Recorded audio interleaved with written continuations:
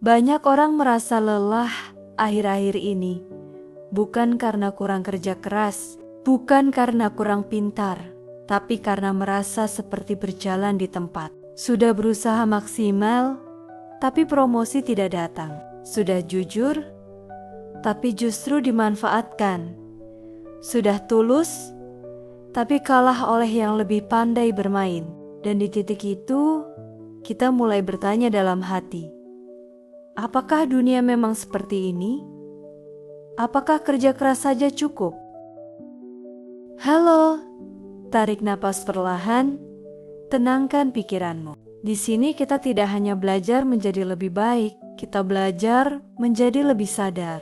Hari ini kita akan membahas sebuah buku berjudul The 48 Laws of Power, karya Robert Greene. Buku ini tidak nyaman untuk kita bahas, tapi sangat relevan dengan realitas hari ini.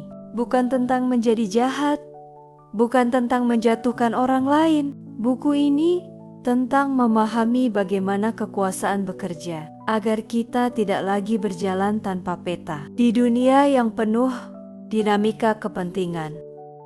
Judulnya memang terdengar ekstrem, 48 hukum kekuasaan. Tapi sebenarnya buku ini adalah studi tentang pola. Robert Greene mempelajari sejarah, raja, jenderal, penasihat politik, pemimpin besar. Ia melihat bahwa di balik semua zaman dan peradaban, ada pola kekuasaan yang sama. Manusia berubah pakaian, berubah teknologi, berubah bahasa, tapi ego, ambisi, persaingan tetap sama. Dan jika kamu memahami polanya, kamu tidak mudah dipermainkan.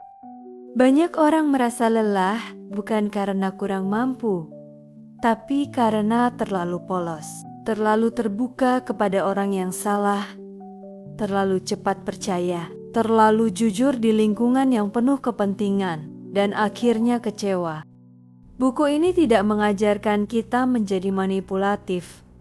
Ia mengajarkan kita untuk membaca situasi, karena kekuasaan tidak selalu terlihat jelas. Kadang ia tersembunyi di balik senyuman. Kadang ia hadir dalam bentuk keputusan kecil. Kadang ia bekerja dalam diam.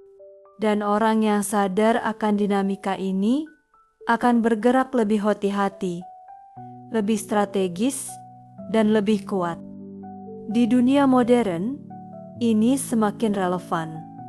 Persaingan karier makin tajam, bisnis makin keras, media sosial menjadi arena pencitraan. Banyak orang terlihat sukses, tapi di balik layar ada permainan posisi. Jika kamu tidak memahami permainan ini, kamu bisa tersingkir tanpa tahu kenapa. Tapi jika kamu memahami, kamu tidak perlu menjadi licik. Kamu hanya perlu menjadi sadar. Karena pada akhirnya, pertanyaannya bukan apakah kekuasaan itu ada. Pertanyaannya adalah, apakah kamu memahaminya atau kamu dikendalikan olehnya? Buku ini pada dasarnya membahas satu hal. Kekuasaan selalu ada di setiap hubungan manusia. Tidak harus dalam bentuk politik besar. Kadang ia muncul di kantor kecil, di tim kerja, di pertemanan, bahkan dalam percakapan sehari-hari. Kekuasaan adalah tentang posisi dan pengaruh. Dan Robert Greene menunjukkan bahwa sepanjang sejarah, manusia yang memahami dinamika ini cenderung bertahan lebih lama dan bergerak lebih jauh. 1. Kekuasaan dimulai dari persepsi. Banyak orang mengira kekuasaan datang dari jabatan. Padahal seringkali kekuasaan datang dari bagaimana orang lain melihatmu. Reputasi, citra, cara membawa diri, itu semua membentuk persepsi dan persepsi membentuk realitas sosial. Jika orang melihatmu stabil, mereka percaya padamu. Jika orang melihatmu rapuh, mereka ragu. Buku ini berulang kali menunjukkan bahwa mengelola persepsi sama pentingnya dengan memiliki kemampuan. 2. Emosi adalah titik lemah. Banyak konflik dan kegagalan terjadi bukan karena kurang pintar, tetapi karena tidak bisa mengendalikan emosi. Marah terlalu cepat, tersinggung terlalu dalam, dan reaktif tanpa berpikir panjang. Dalam permainan kekuasaan, yang paling stabil secara emosional sering menjadi yang paling unggul. Karena orang yang mudah terpancing, mudah dikendalikan, dan orang yang tenang lebih sulit ditebak. 3. Jangan terlalu terbuka. Kejujuran itu baik, tapi keterbukaan total bisa berbahaya di lingkungan kompetitif. Buku ini menekankan pentingnya menyimpan sebagian informasi, bukan untuk menipu, tapi untuk menjaga posisi. Terlalu transparan bisa membuatmu mudah dibaca, dan mudah dibaca berarti mudah diserang. Kadang, keheningan adalah bentuk kekuatan. 4. Kekuasaan bukan tentang menyerang, tapi bertahan. Banyak orang berpikir kekuasaan berarti mendominasi. Padahal seringkali, kekuasaan adalah tentang bertahan dengan cerdas. Mengetahui kapan maju, kapan mundur, kapan berbicara, dan kapan diam. Sejarah menunjukkan bahwa yang terlalu agresif cepat runtuh, yang terlalu pasif tersingkir, yang strategis bertahan. 5. Manusia digunakan oleh ego mereka sendiri. Green berkali-kali menunjukkan satu pola. Orang jatuh bukan karena kurang kuat, tapi karena ego.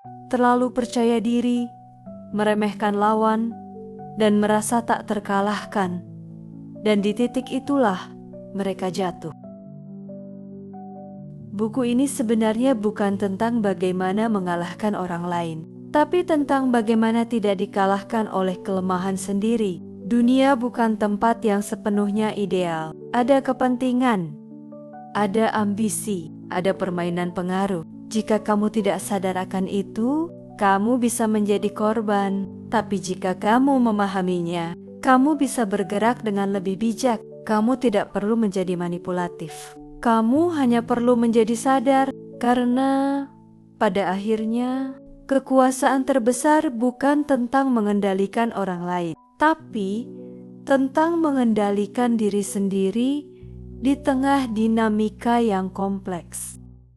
Di masa sekarang, karir ditentukan bukan hanya oleh skill, tapi juga politik kantor. Bisnis bukan hanya soal produk, tapi juga negosiasi dan positioning. Media sosial bukan hanya tempat berbagi, tapi arena citra. Orang yang hanya mengandalkan kerja keras sering kalah oleh yang lebih paham strategi. Namun orang yang hanya bermain strategi tanpa karakter juga cepat kehilangan kepercayaan. Maka relevansi buku ini adalah keseimbangan antara memiliki moral tapi tidak naif, memiliki kebaikan tapi tidak mudah dimanfaatkan, memiliki ambisi tapi tetap sadar diri. Pertanyaannya bukan apakah kamu ingin terlibat dalam dinamika kekuasaan, karena kamu sudah ada di dalamnya. Pertanyaannya adalah, apakah kamu sadar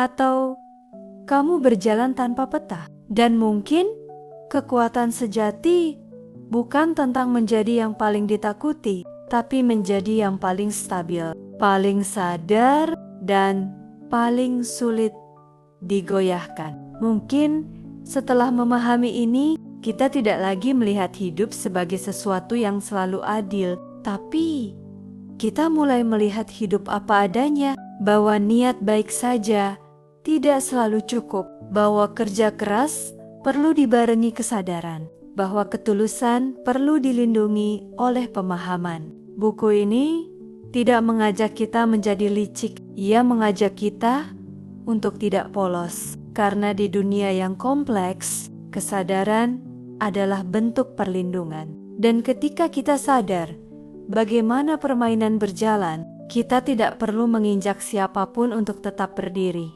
Kita hanya perlu tahu kapan melangkah, kapan diam, dan kapan menjaga diri. Kalau pembahasan seperti ini membantumu melihat dunia dengan lebih jernih, kamu bisa dukung perjalanan ini dengan menekan tombol subscribe.